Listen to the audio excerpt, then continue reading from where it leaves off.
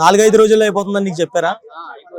అంటే మొత్తానికి ఎట్లా నాగార్జున చచ్చిపోతున్నాడా ఆల్రెడీ? ఎందుకంటే ఇప్పుడు ఎలా పల్లవ ప్రశాంత్ ఫోన్ పని చేయలేదు అనుకో, నాగార్జునకి శతాబ్దిలో వేసేస్తారు ఆల్రెడీ అన్న.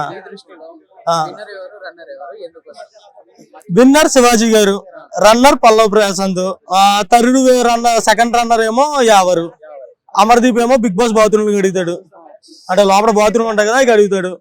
ఆ ప్రియాంక ఉంది చూడు, కలర్ ఉండాలి ఏరుకుంటది, అది అందులో కలర్ ఉండాలి వేస్తుంది, దానికి పనికొస్తారు. అర్జునానికి ఏదో ఇస్తాం ఏదో పదవి.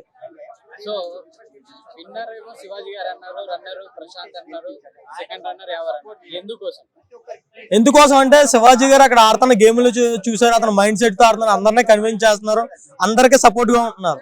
దాని గురించి మాకైతే శివాజీ గారు బాగా నచ్చారు. ప్రతి ఒక్క చాలా మంచిగా అనిపించింది. అంటే బయట శివాజీ వేరు, బిగ్ బాస్ లో ఉన్న శివాజీ వేరు. బయట శివాజీ అనుకో బిగ్ బాస్ లో ఎవరు ఉండరు ఇప్పుడు దాకా. నిజంగా అతను ఇంటర్వ్యూలు చూసినా, స్పీచ్లు చూసినా, ఎన్ని చూసినా అతను శివాజీ వచ్చాడు అనుకో, రజనీకాంత్ చూసా బాస్ వస్తాడు, సేమ్ అలా ఉన్నారు ఇప్పుడు ప్రెసెంట్లీ.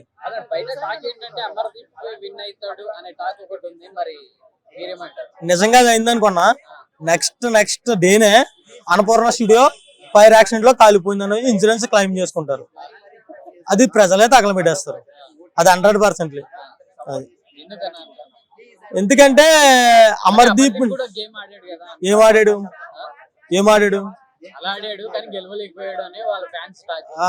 గెలవలేదు అంటే గెలవకపోయినోడికి కప్పెత్తే ఎలాగా? అంటే ఇప్పుడు కేసీఆర్ ఓడిపడి సీఎం పదవిలో కూర్చొచ్చేళ్ళు అంటే నేను సీఎం కింద పోటీ చేయాలి, నేను సీఎం పిఎం అయిపోచ్చా? గేమ్ ఎందుకు కడతారన్న? ఇప్పుడు ఇన్ని దేశాలు కలిసిపోయి ఉంటున్నాయి, కానీ ఫైనల్ కి వచ్చేటప్పటికి ఎందుకు అంత రసపట్టుగా ఆడుతున్నారు? మన ఇండియా ఫైనల్ ఓడిపోయింది అని కొప్పు మన ఇంట్లో తెచ్చారు, ఇండియా గుమ్మంలో తెచ్చిపెట్టారా? మోడీ గారు వాళ్ళకి ఇచ్చేలేదు సైలెంట్ గానా కదా? మరి అలాగ కొప్పిచ్చేత అలాగైనా ఏదో ఫ్రాడ్ చేసి ఇండియాకి కొప్పిస్తే బాగుంటది అక్కడ కదా, గొడవలు అవుతాయి కదా. ఇప్పుడు అలాగే అమర్దీప్ కొప్పిచ్చారు అనుకో, కొప్పు మడత పెట్టి నాగార్జున కిందకి ఎలా 90mm రాడ్ దింపేస్తారు, కొప్పులో సగం వెళ్ళిపో కింద కూర్చోడానికి మాత్రం ఉంటది.